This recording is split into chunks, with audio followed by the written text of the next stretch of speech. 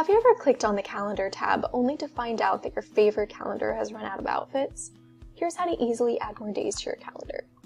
Now here I've created a calendar with a set amount of days, and you can see that on April 6th, the day is blank and there's a plus add icon. You'll notice all the following days are blank as well. We're going to click that plus icon and choose from the list of options.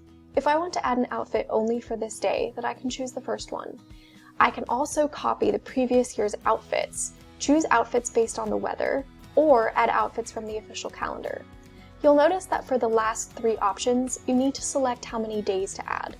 If you've run out of your yearly calendar, you can easily add 365 days and copy the previous year's outfits to get the same calendar in rotation. If you're going on a vacation that got extended or a work trip that lasted longer than anticipated, you can type in the amount of days that you'll be away. And that is how you can easily add days to your calendar when it runs out. If you are having any trouble navigating the interactive or have an additional feature you'd like added, you can click on the menu and either go to Support and Tutorials, where we have a collection of helpful articles and videos, or to Report a Bug or Request a Feature, which is a form you can fill out which will then be sent to our From Fighters team.